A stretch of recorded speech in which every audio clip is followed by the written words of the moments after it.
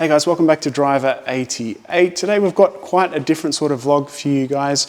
We're going to catch up with my dear friend and mentor Scott and talk to him about his Ferrari collection and this amazing garage. We're going to go through all those cars. We're also going to have a bit of a chat about the passion for this brand, what it's like to own them, and also maybe some messages for people who are starting their journey with their own business. And their own goals. So next to me also is this Michael Schumacher race suit, signed and raced by him. So let's have a look around this amazing collection.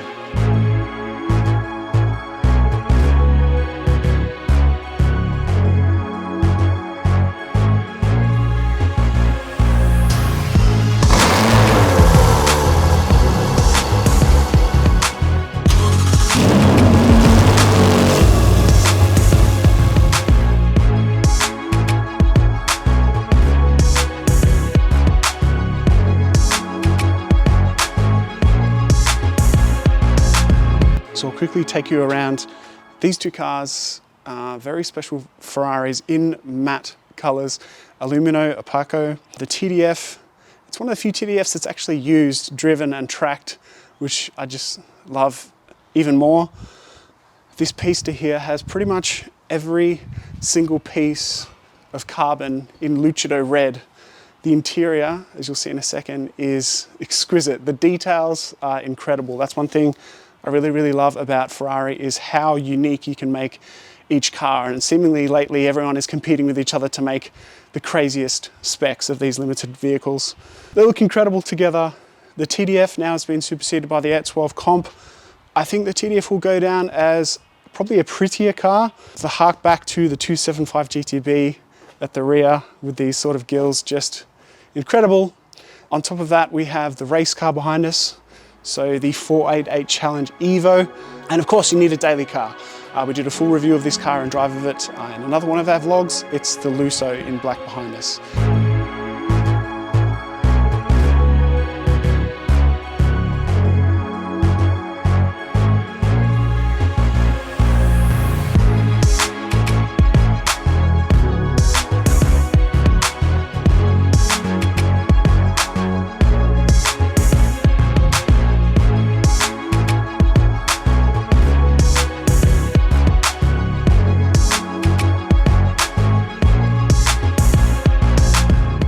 So the 488 Challenge Evo, obviously the flagship cars of Ferrari for some time now have been available for customers to race in a specific series.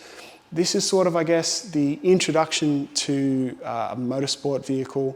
It's, from what I can gather, 70 to 80% of the way there to a full GT3 car.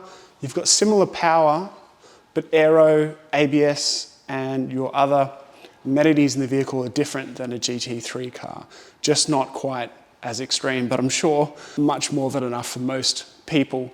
The aero is fantastic looking. The interior is very cool. You know, one of the best things about these Challenge Evos, and I guess race cars that brands are offering now, is here in Australia we have this ludicrous luxury car tax, which on a car like this would probably be hundreds of thousands of dollars.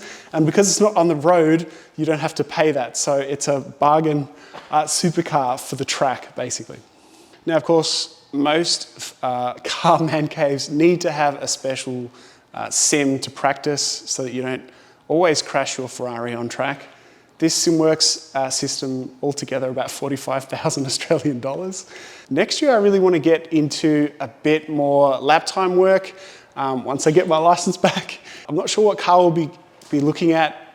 Something that I think will be really good at Phillip Island. Let me know what you would suggest. But this thing is serious, and we'll have to be revisiting this when we get back into track days next year.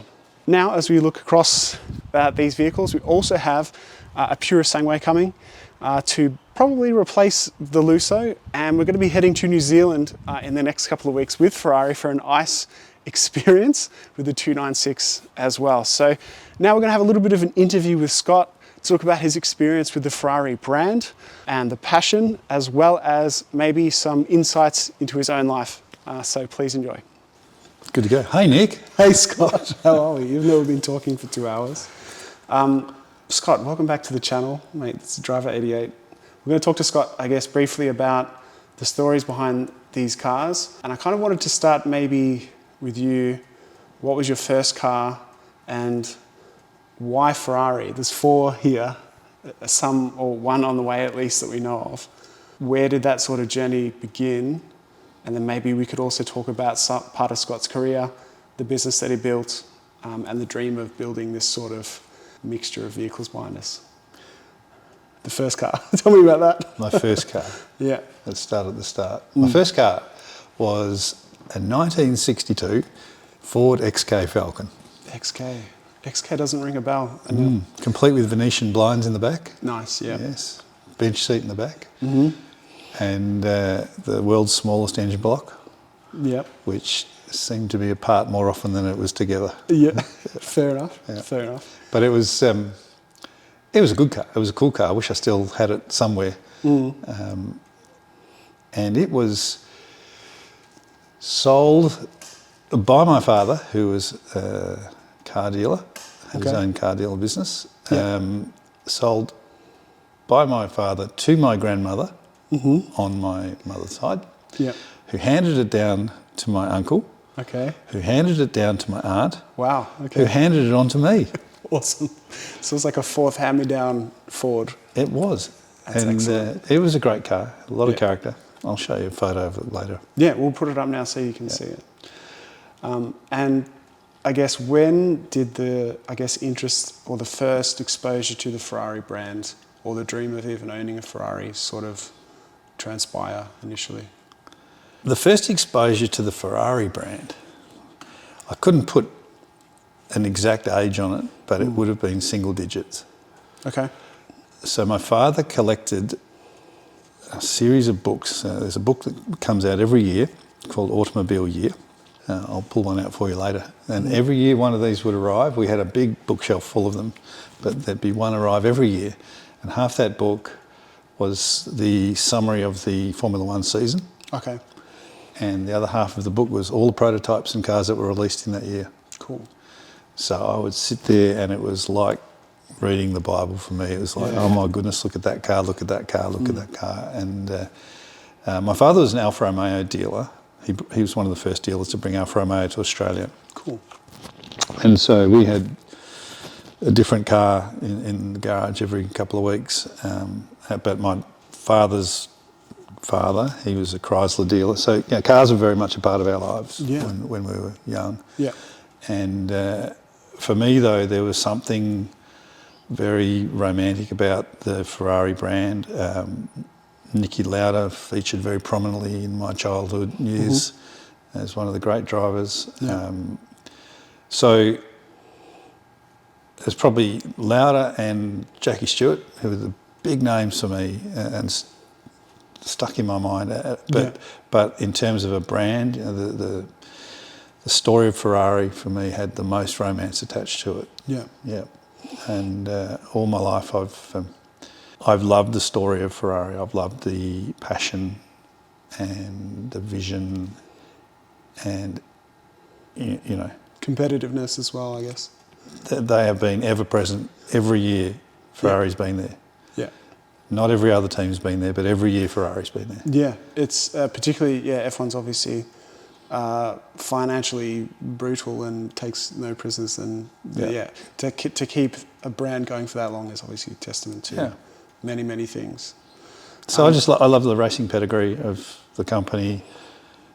We had family friends growing up who were motor racing drivers. So when I was a little kid, we'd be at Calder watching the touring cars. And so for me, the pinnacle was always Formula One, and the pinnacle of Formula One was always Ferrari. Yeah, yeah. Makes sense. So tell me, I'm not sure where to start here. The first Ferrari you purchased, was that, when did you think that was, or find that was a goal? Ferrari ownership, for me, for most of my life, was so far out of reality as to be unthinkable. Yeah. My sort of first engagement with supercars, we used to go and visit friends of our family in Adelaide every summer in my teenage years, and one of my friends, his father was an avid Porsche collector, And my first experience of being in a supercar was in the back of a 911 driving down through the Adelaide Hills to McDonald's. Nice, yeah. Scared the living bejesus out of me, but gee, it was good. Yeah, yeah, and that's the imprint. And that was part of the imprint. Yeah. There's something else that was more of an imprint, but in terms of the experience, I just remember thinking, my God, what a car. And for my teens and 20s, all I wanted was a Porsche. Okay. All I worked for was to get a Porsche. Yeah, fair enough. That's yeah. And then And there has been Porsches in this collection. there has been a Porsche in this collection, yes. A Porsche, yeah. But I sat in a 911 and started it and sat there listening to it for a while when I think I must have been about 27, 28. And I was like, oh, it's a bit clunky. A bit clunky, a bit Volkswagen-y.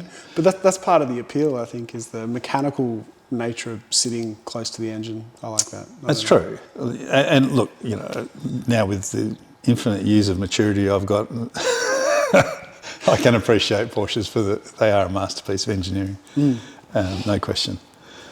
But then I sort of got into my 30s and it was like, what was I thinking? I don't want a Porsche. Fair enough. Yeah. And then eventually bought a GT3. Yeah. Yeah. Ferrari ownership, I came to very late. It was, for me, you know, as I said, the story and everything is what counted, but it was not a reality for me until decades of work. Yeah. Yeah. We'll get to that in a second. Very special car here, the TDF, in the very unique spec and colour. What was the largest part of the appeal, or what drew you to a front engine V12 GT supercar rather than, say, the flagship mid-engine V8 of a Ferrari? Ferrari for me originally meant, you know, I think 458, 488, you know, that style of car. Yeah. That was the mental image of a Ferrari for me. And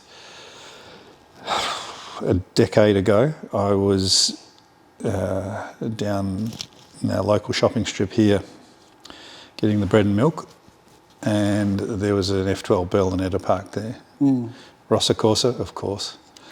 And I just looked at it and went, oh my goodness, what is that? Yeah. You know, I saw the Ferrari badge, but just wasn't familiar with the model. And went up, looked all around it, and just thought, wow. You know, I've always liked GT-style cars. You know, I had a Jaguar F-Type prior to the TDF, and you know, I very much like that sort of front engine, sit right back near the rear wheels. Yeah. Yeah, I was absolutely smitten by the F12. It has so much street presence and it does not photograph easily. It's hard to photograph those cars and do justice to them. And now they've hit, you know, over 10 years old now, and I think they are, if it came out tomorrow, I still think it would still look great. Yeah. Like that shape is just a mixture of like, you know, it's elegant, but it's also aggressive at the same time, in my opinion. Yeah, like it has absolute street presence. Yeah. Yeah. Yeah. Much like the 275, which I think had that similar sort of feel all the way decades back. Yeah, yeah. I've got a photo on my Instagram account of a couple of 275s stacked above the TDF, so you can see the styling cues that carry right through. Yeah. Yeah. So yeah, the V12 up front, and then. Well, I was actually very intent on finding a Berlinetta at that point, and then the TDF got announced, and that began a very long journey, very long journey, because the TDF, it's a very special car, but and it is literally a Ferrari special car. It is a limited edition, 799 of them made. Two of them reportedly have burnt to the ground, so there's only 797. Yeah. And you know, to be considered by Ferrari to buy a special edition car takes some time to acquire. You know, they call it the Ferrari profile, but you know, you have to have a customer profile with them. And I've always had this philosophy that you buy the best of the model, you know, whatever model you're getting. When I bought my Jaguar, it was an F-Type R, it had to be. So you buy the best one you can afford. Yeah, the one that's don't modify it. Yeah. One that's most heavily developed to be the peak of that chassis, Yeah. rather than taken away from. So the TDF came out, or at least was announced, and I started making inquiries and then realised what a ludicrous idea that was, that I could be put on the list to buy a car that you can't get on the list for. Yeah. But I started a long journey to search for one, and met a lot of people in the process of doing that who took me down that pathway until one became available, which fortunately was in my most desired colour. And so I was thrilled, absolutely thrilled to be able to obtain that car, but it took quite a few years. Yeah. Yeah, yeah. Speaking about the brand, there's this overarching thing, I think, from the outside looking in now about allocation politics and Ferrari politics and what you have to do and who you have to be and what you have to buy to get something that you want. Do you think that sort of, what is your relationship to that, and does it sort of hinder or help the brand? Or I'll just look at the camera. No, Mr. Vinya, there are no politics attached to Ferrari ownership. Of course not. Don't want to be blacklisted. Yeah. No, look, I wouldn't say there's politics attached to it. I think that's the wrong characterisation. Ferrari definitely has a qualification process, and they make no bones about it. Yeah. But if you want to walk in off the street, Yeah, you could still. and you want to buy a standard model Ferrari, you know, a Roma 488, Yep.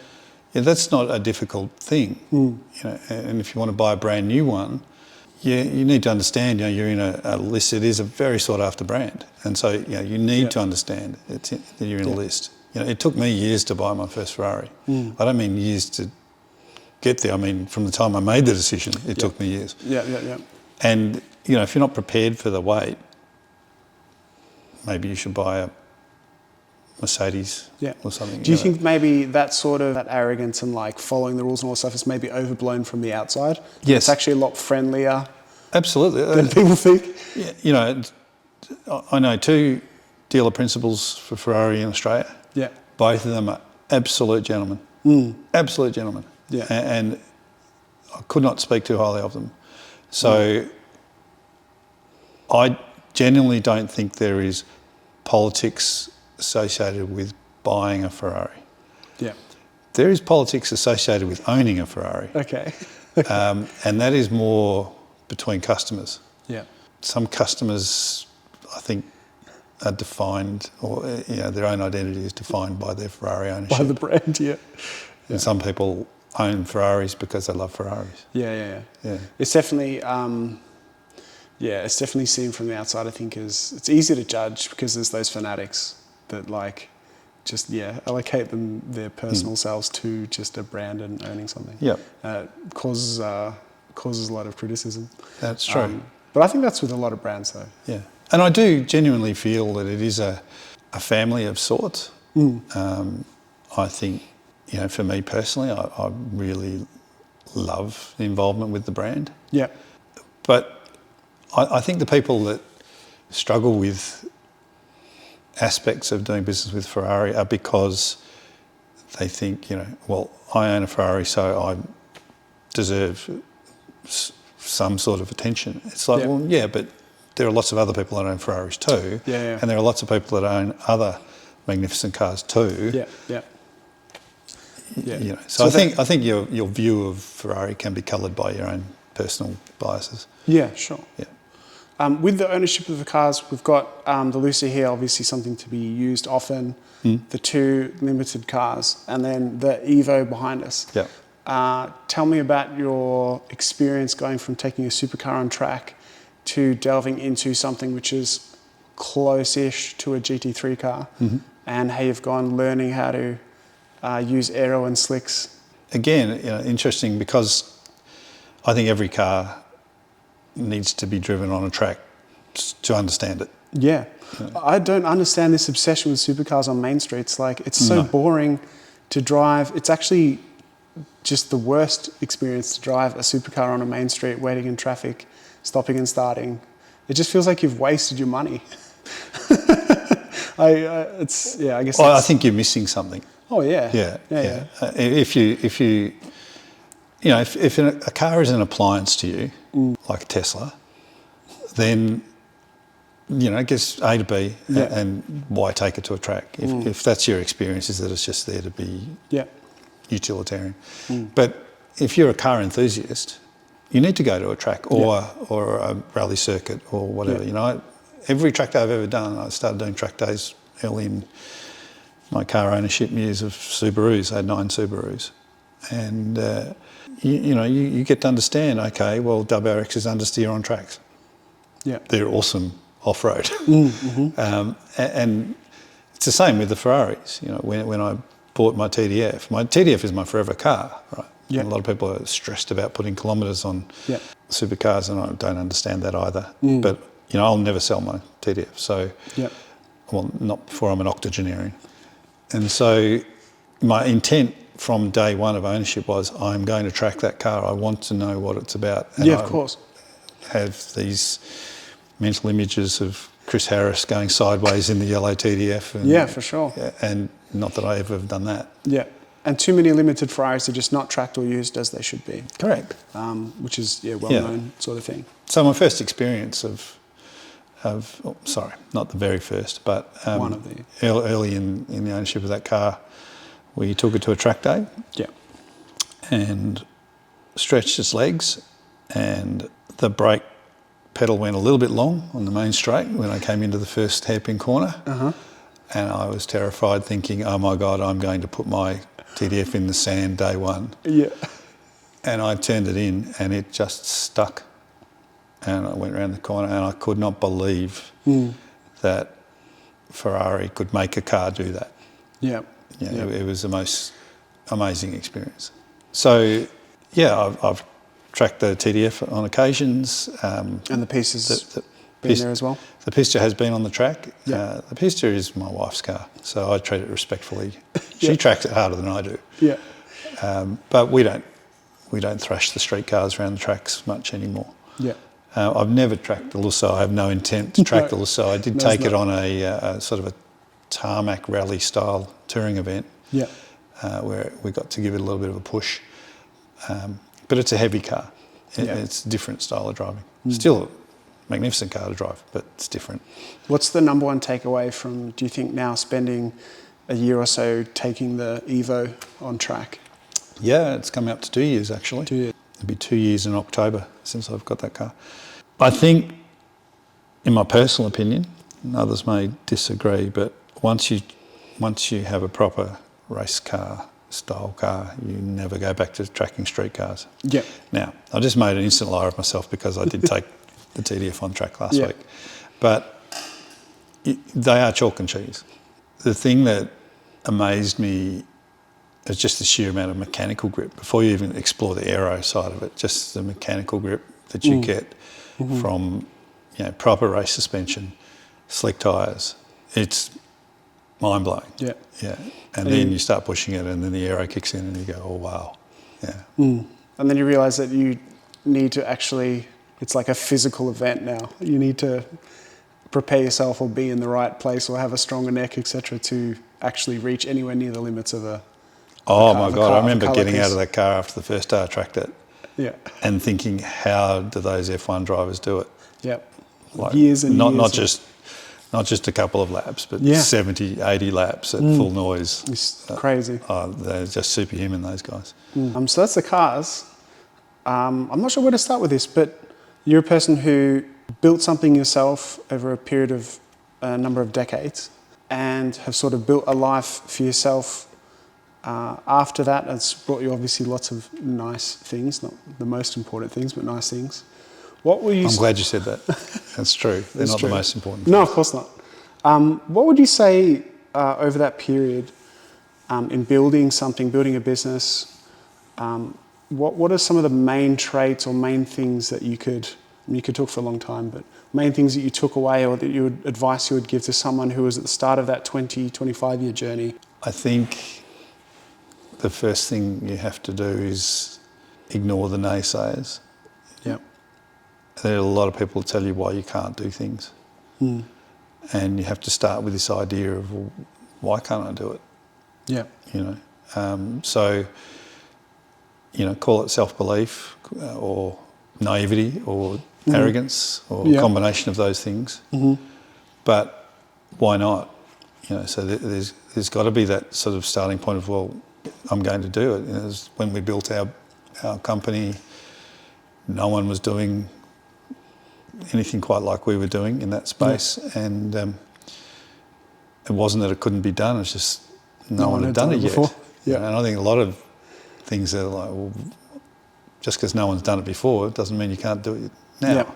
So that's probably the first advice would be, don't worry about what everyone else is doing. Don't worry about what everyone else is saying.